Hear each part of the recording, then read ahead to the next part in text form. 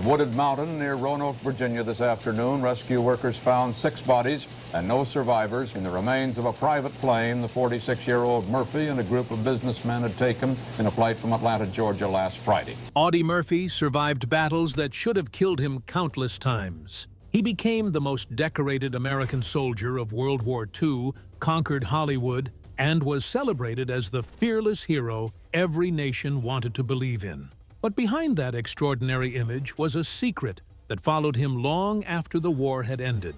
Friends noticed it. Those closest to him lived with it, yet almost no one spoke about it publicly. The rumors only grew louder after his sudden death. Then, years later, his own wife finally confirmed what people had suspected all along, revealing a heartbreaking truth that completely changes the story of America's greatest war hero. Born into poverty and heartbreak, Audie Leon Murphy was born on June 20th, 1924, in the small rural community of Kingston in Hunt County, Texas. 7th of 12 children born into a sharecropping family, poverty defined nearly every single day of an early childhood spent scraping by on almost nothing at all, moving from one rented plot of farmland to another whenever work demanded it. A father drifted in and out of the household before eventually disappearing for good, leaving an already struggling family with even less support than before. School ended after only the 5th grade, replaced by long days picking cotton for $1 and hunting small game with a rifle, just to help keep brothers and sisters fed, a responsibility that fell heavily on a boy barely old enough to understand what real hunger felt like. The heaviest blow landed in 1941, when a mother died from endocarditis combined with pneumonia. Murphy later described that loss as something that took an irreplaceable piece away permanently, admitting decades later that a search for whatever went missing that day never fully ended afterwards. 3 younger siblings were placed into a children's home not long afterwards, scattering a family that had already been stretched to the breaking point, leaving an already quiet, moody teenager feeling even more alone than before. That kind of grief does not simply fade with time. It waits quietly until the next crisis arrives. And for a restless teenager in rural Texas, that next crisis showed up wearing a military uniform. News of the attack on Pearl Harbor in December of 1941 hit an already restless teenager hard, sparking an immediate desire to enlist right away. Every single branch, Army, Navy, and Marine Corps rejected that first attempt, citing both a young age and a body too thin and undernourished for military service at the time. Rather than accepting rejection, a sister quietly helped falsify a birth date on paper, adding just enough years to slip past enlistment officers. Murphy later joked in a 1950 interview that a hometown doctor apparently could not remember an exact birth date, adding with a grin that this simply made 18 the official age listed on paper. Acceptance into the United States Army finally came on June 30th, 1942. Basic training at Camp Walters and advanced infantry training at Fort Meade followed quickly, producing marksman and bayonet expert qualifications that reflected years spent hunting small game back home in Texas, skills that translated directly into raw battlefield ability once actual combat began. By February of 1943, deployment to Casablanca in French Morocco placed a scrawny 19-year-old directly inside one of the largest wars in human history, assigned to Company B, 1st Battalion, 15th Infantry Regiment, 3rd Infantry Division. After the Axis surrender in Tunisia that May, that same division helped process prisoners before grueling training began for the coming Allied landings in Sicily. Promotions followed quickly, from private first class in early May to corporal by mid-July, proof that this was no accidental rise through the ranks. Nobody watching that skinny recruit board the transport ship had any idea just how far this particular story was about to go. Every wound only made him stronger. Major combat began during the Allied invasion of Sicily in July of 1943. landing near Licata as a division runner. During one scouting patrol near Canicattì, 2 Italian officers attempting to escape were killed in a tense, close-range encounter that marked an early taste of what lay ahead for a soldier still learning the brutal rhythm of combat.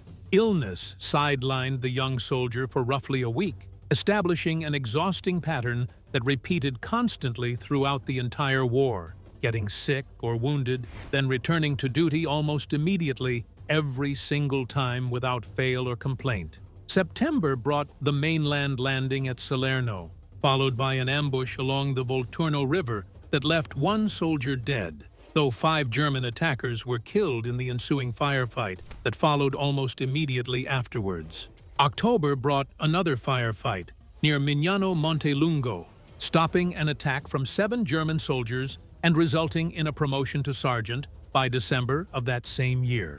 Malaria struck twice during this stretch, hospitalizing Murphy in Naples and causing an absence from the initial landing at Anzio, though a return to combat came quickly enough to fight in the difficult battle for Cisterna soon afterwards, an engagement that tested even seasoned veterans of the campaign. Staff Sergeant Murphy is hospitalized with malaria for the first time. By March of 1944, a solo action destroying a German tank with rifle grenades earned the Bronze Star with Valor device, cementing a reputation for bravery that seemed to grow with absolutely every single battle fought across the Italian countryside. Rome fell to American forces soon after, but the fighting that would truly define an entire legacy was still waiting across the border in France. August of 1944 brought the Allied invasion of southern France, landing near Ramatuelle and walking directly into some of the most famous combat actions of an entire military career. A vineyard ambush turned deadly when 2 enemy soldiers pretended to surrender before shooting a close friend the moment that friend answered their fake gesture of peace. Fury took over immediately. A solo charge against the house responsible left 6 Germans dead, 2 wounded, and 11 captured, an action that earned the Distinguished Service Cross soon afterwards. Fighting continued through Montelimar later that month, followed by a first Purple Heart in September after a mortar blast wounded a heel during combat near that same region of the country. October brought an attack on a machine gun position near the El Omet Quarry, killing 4 and wounding 3 for a first Silver Star, followed just 3 days later by a solo radio-directed artillery barrage that left 15 Germans dead and 35 wounded, earning an oak leaf cluster for that same medal within the same single week of fighting.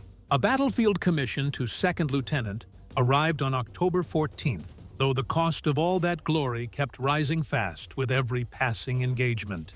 Late October brought a serious hip wound near Bruyères during a sniper ambush, an injury serious enough to require recovery time stretching all the way into January of the following year. Nobody could have guessed that the very worst was still ahead, waiting in the freezing fields of eastern France. 1 hour that changed everything.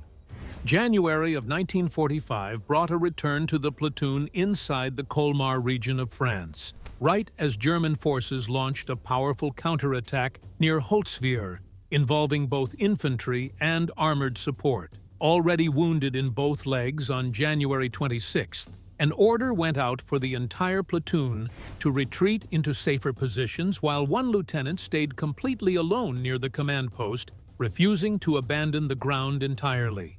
A nearby tank destroyer sat burning after its crew escaped, abandoned but still functional enough to fight back against the advancing enemy force. Climbing onto that burning vehicle, directing artillery by radio, and manning a 50 caliber machine gun against advancing German infantry and tanks for roughly an entire hour, all while already wounded and standing in full view of direct enemy fire, produced one of the single most remarkable individual actions of the entire war fought by any American soldier. Ammunition eventually ran out, but not before an estimated 50 enemy soldiers were killed or wounded during that single stand against overwhelming odds. rejoining surviving troops immediately afterwards, refusing medical treatment until the counterattack had been pushed back completely, that action earned the Medal of Honor months later. When later asked why so many enemy soldiers were taken on single-handedly, the simple explanation offered was that those soldiers were killing friends, a short sentence that explains an entire motivation better than any medal citation ever could put into words. Every combat award for valor the United States Army had to offer eventually arrived across an entire wartime record, joined by top honors from both France and Belgium, recognizing the same extraordinary service. That kind of fame, however, would soon collide headfirst with a much quieter, more private kind of war altogether. Discharge came in September of 1945 as a first lieutenant carrying a 50% disability rating, though the fighting inside never actually stopped completely once the uniform came off. Insomnia, nightmares, headaches, and vomiting followed constantly, confirmed through a medical examination conducted in June of 1947 that revealed a troubling reality for a young man still very much at war internally. Years after the shooting had officially ended, a loaded pistol stayed tucked under a pillow every single night, a detail that says everything about how unsafe home still felt years after combat had technically ended. Doctors of that era used terms like battle fatigue or shell shock, rather than the modern diagnosis of post-traumatic stress disorder, though sleeping pills became a nightly necessity regardless of terminology used at the time by physicians unfamiliar with the long-term toll of combat. Dependency on the sedative Placidil eventually became impossible to ignore by the mid-1960s, leading to a self-imposed week-long lockdown inside a hotel room in order to break that particular addiction cold turkey, alone and without any medical supervision. Poetry became an unexpected outlet during those difficult years, with one surviving piece called "The Crosses Grow On." Enzio published inside the memoir To Hell and Back, credited to a fictional soldier named Kerrigan rather than to Murphy, directly out of a reluctance to claim the words personally. Two additional poems survived across the following decades, titled Alone and Far Removed and Freedom Flies. In Your Heart Like an Eagle, with the second later set to music and released as a song called Dusty Old Helmet. Rather than hiding that private struggle, public advocacy followed, calling directly on the government to expand mental health resources for returning veterans, especially those coming home from Korea and Vietnam decades later, who faced the exact same invisible wounds. While the entire country celebrated a war hero, a much quieter battle for survival continued almost entirely out of view, right as an entirely new spotlight was about to appear. Hollywood came knocking first. A 1945 feature inside Life magazine, highlighting the most decorated soldier in the entire war, caught the attention of established actor James Cagney. An invitation to Hollywood followed almost immediately, complete with a place to stay and access to acting lessons meant to smooth a transition into an entirely new and unfamiliar industry far removed from the battlefield. That partnership ended in 1947 following a personal disagreement, with Cagney later admitting bluntly that acting talent simply was not there at the time, a blunt assessment that could have ended an entire second career before it truly began. Undeterred, training continued under acting coach Estelle Harmon, improving stage presence through practicing lines borrowed from William Shakespeare and William Saroyan alike, while living at the Terry Hunt Athletic Club and slowly building connections inside the industry. Writer David Speck McClure became one of the most important of those connections, later collaborating directly on the memoir To Hell and Back, and helping secure a small role in Texas, Brooklyn, and Heaven. A separate connection through girlfriend and actress Wanda Hendricks led to another small part in Beyond Glory soon afterwards. A real breakthrough finally arrived through Bad Boy in 1949, a film whose financial backers refused to move forward without Murphy specifically cast in the leading role. That gamble paid off enormously, leading Universal Studios toward offering a 7-year contract almost immediately afterwards. roles playing Billy the Kid in The Kid from Texas. I killed somebody. Fight? A man bad named my mother, so I killed him.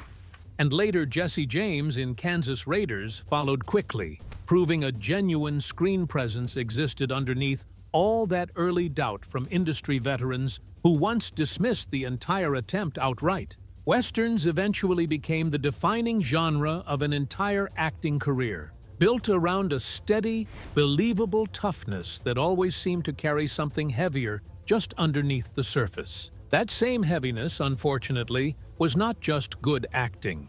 A romance with actress Wanda Hendricks began in 1946, sparked initially by a magazine cover photograph long before the two ever properly met in person. Marriage followed in 1949, presenting the public with what looked like a flawless Hollywood pairing between two attractive, successful young stars. Reality inside that home told a very different story. Combat trauma produced flashbacks, fear, and unpredictable mood swings, with a loaded weapon kept constantly nearby and reportedly pointed toward Hendricks during especially heated arguments between the two.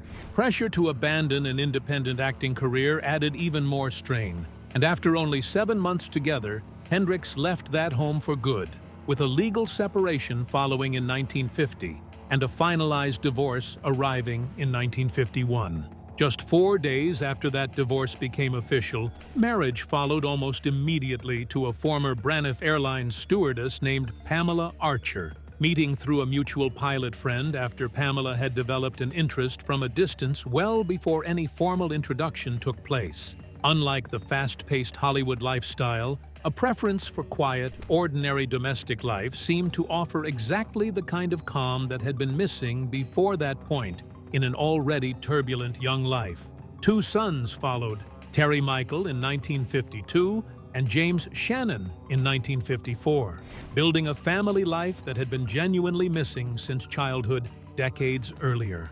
Quarter horse ranches in Menifee, California, and Pima County, Arizona, gave the growing family space to settle into something resembling ordinary life, away from studio backlots.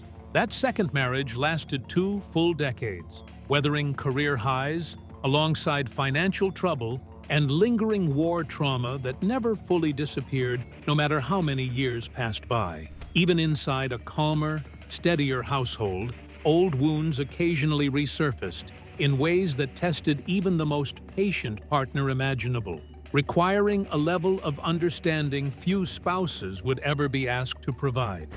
The crash and the confirmation.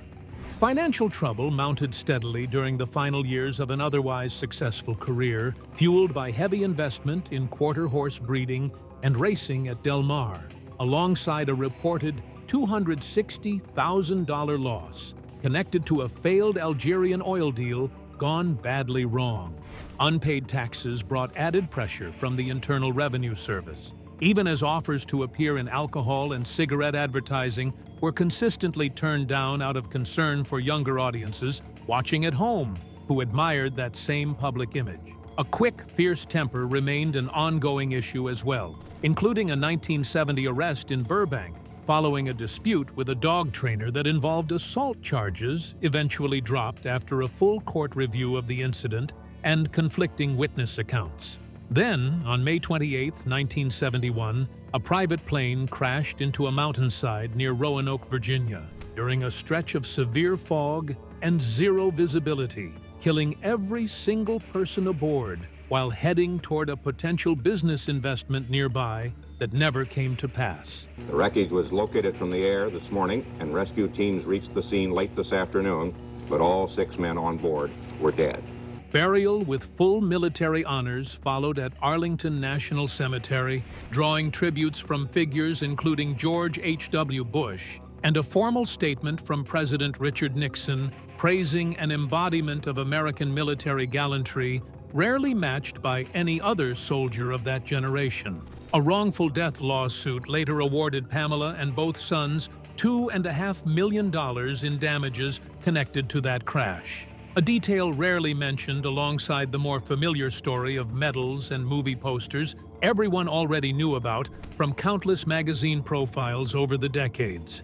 Grief for Pamela came bundled together with mounting debt, forcing a move out of a comfortable family home in Van Nuys and into a modest apartment while taking a clerical position at a veterans hospital in Sepulveda that would eventually stretch across 35 years of dedicated service to others.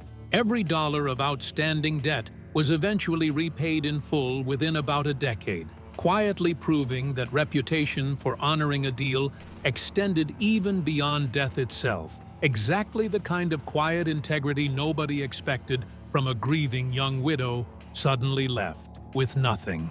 Years later, speaking candidly about a marriage that had not always been easy, Pamela finally addressed the rumors directly, openly acknowledging real unfaithfulness and a period of genuine distance near the very end, while still insisting that the same man remained a personal hero regardless of everything that happened.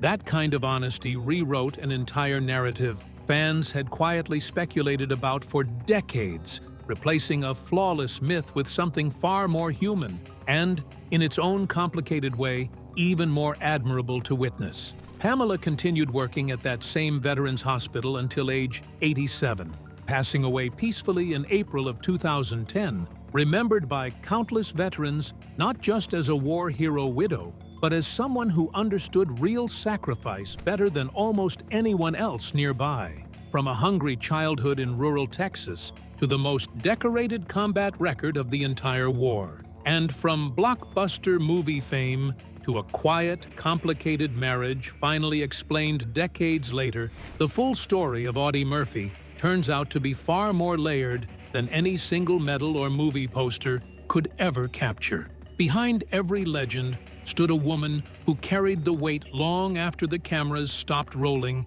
and the crowds went home for good. What part of this story surprised you the most? Drop a comment down below, hit that like button, and subscribe for more real stories from history.